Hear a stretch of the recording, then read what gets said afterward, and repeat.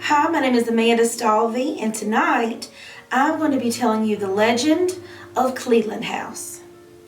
The South is riddled with countless stories and legends recapping the untimely deaths of ghostly apparitions left to wander this earth.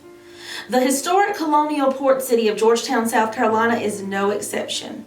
This small city is filled with tales of tragic spirits who've yet to leave behind their earthly home. Cleland House is the location of one of these ghostly apparitions. The home, built in 1737, is steeped in historical significance. Prussian and French war generals, including Marquis de Lafayette, have walked the halls of Cleland House.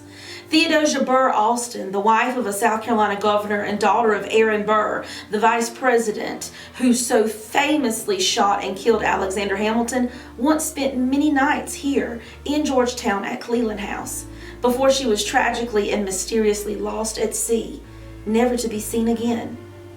But the history of Theodosia Burr is not the story you're going to hear.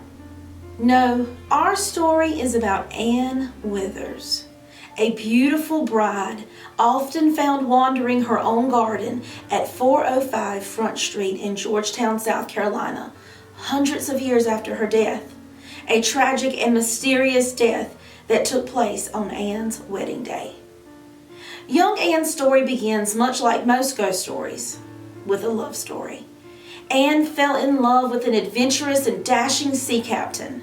After one of his many voyages out to sea, her love returned home with a beautiful and rare gift, a bracelet from the desert lands of ancient Egypt.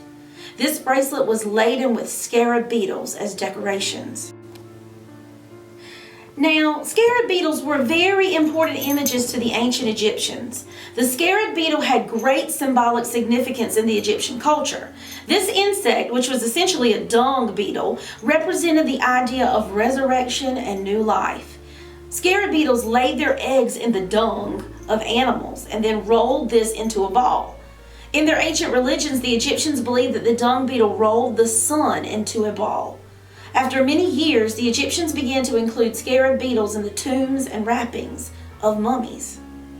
Anne saved this beautiful keepsake to wear on the day she would wed her love. That morning, Anne dressed for her wedding day. She placed the scarab beetle bracelet on her wrist. Moments before Anne was to descend from the staircase of Cleland House to meet her groom and be wed in holy matrimony, she let out a blood-curdling scream, fell down the stairs, and lied dead at the foot of the staircase. Shocked and horrified, the family rushed to her side. There was no evidence of any sickness or illness, only the small droplets of blood flowing from underneath the bracelet. The family removed the jewelry and found that the scarab beetle's tiny legs had dug into the flesh of Anne. The heartbroken sea captain was left without a bride and no answers as to why. After the death of his fiancée, the inconsolable sea captain fled from Georgetown to London, England, in search of answers. There, he had the bracelet examined by a chemist. The chemist discovered that the scarab beetle's legs had been so designed that at the touch of warm human flesh, they would release and inject poison into whomever wore the bracelet. He determined that the bracelet had been a form of trap or punishment for anyone daring to rob one of the ancient Egyptian tombs found in the pyramids of Egypt. But the story doesn't end here, however. Hundreds of years later, the ghost of Ann Withers has been spotted roaming the gardens outside Cleland House, still wearing her white wedding gown. Is she waiting for her sea captain fiancé to return? Does she stay to grieve her own untimely and wretched death? No one knows.